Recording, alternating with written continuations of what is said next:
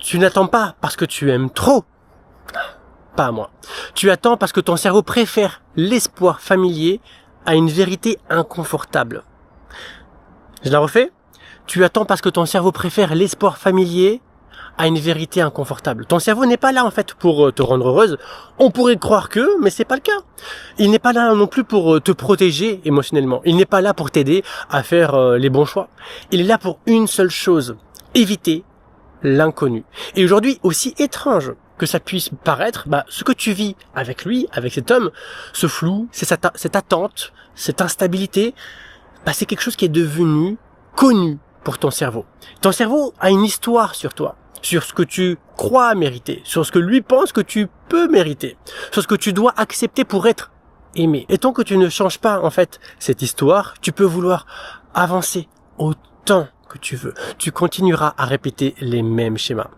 Alors, le problème, ce n'est pas lui, ce n'est pas non plus son indécision, ce n'est pas non plus son silence, ce n'est pas non plus son incapacité à s'engager.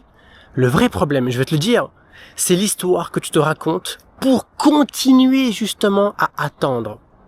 Dans cette histoire, il y a des phrases que tu vas te répéter de temps en temps. Tu vas dire « Non mais il est perdu, il a peur, il a vécu des choses difficiles, je sens qu'il y a quelque chose. » Ce quelque chose... wow. Et ces phrases-là, en fait, ne te rapprochent pas de lui. Tu penses que oui, mais c'est pas le cas. En fait, elles te maintiennent à ta place.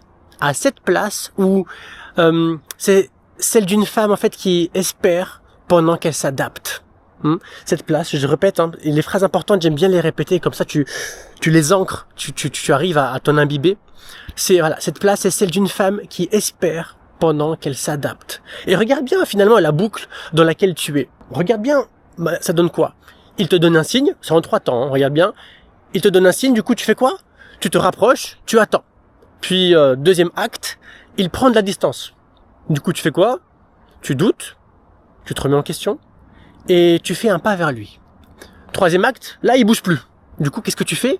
Eh bien, tu fais un pas supplémentaire vers lui et sans même t'en rendre compte, tu passes plus de temps à gérer ton anxiété qu'à vivre une relation. En fait, tu n'attends pas une réponse. Tu attends de ne pas perdre ce que tu as déjà investi. Et la dinguerie, c'est que plus tu investis, plus il devient difficile de partir. Alors, si tu fais ça, ce n'est pas parce que tu es faible. Ce n'est pas parce que tu manques de valeur. Ce n'est pas parce que tu ne sais pas aimer. C'est parce que ton cerveau confond espoir et sécurité. On est bien d'accord que c'est pourtant pas la même chose. Mais il faut que tu comprennes une chose. Et cette chose, elle est inconfortable. Tant que tu ne remets pas en question cette histoire, cette façon de voir les choses, tant que tu continues à t'adapter à une place qui te fait souffrir, absolument rien, mais walou, rien ne changera.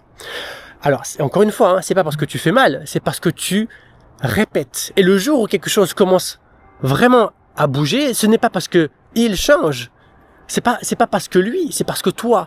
Et c'est le jour où tu réalises que tu souffres plus de ce que tu acceptes toi que de ce qu'il te fait. Et ce jour-là, putain, j'ai mal à la main. Voilà. Et ce jour-là, en fait, il y a quelque chose qui craque. Tu comprends en fait que ce n'est pas l'attente qui te fait tenir, c'est autre chose. Et ce autre chose, en fait, c'est l'attente qui te vide. Tu ne sortiras pas de cette situation avec une grande décision spectaculaire. En fait, tu n'en sortiras pas en te promettant d'être plus forte, plus rigoureuse, plus alignée la fois suivante. Non, tu en sortiras en commençant à poser des actes incompatibles avec la femme qui attend. Qu'est-ce qu'elle fait, la femme qui attend? Elle ne justifie plus son absence. Elle n'explique plus ce qu'elle ressent à un homme qui ne s'engage pas. Donc ça, c'est ce qu'il faudrait que tu fasses. Et ce sont des petites actions, des petits actes, oui, mais profondément incompatibles avec l'ancienne version de toi. Alors, je vais te laisser avec une question. Une seule, mais percutante. Et je t'invite à prendre le temps de l'entendre et d'y réfléchir. T'es prête?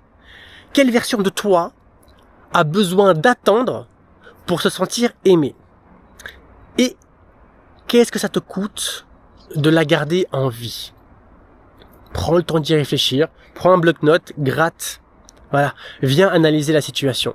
À présent, tu peux soit continuer à attendre, à patienter dans cette salle d'attente imaginaire, ou bien tu peux commencer à changer l'histoire que ton cerveau répète depuis un certain temps. Alors, la bonne nouvelle, c'est que si tu es encore là devant cette vidéo, alors que je sais qu'elle est volontairement inconfortable, c'est que tu es dans une dynamique de changement et tu as envie en fait de t'émanciper.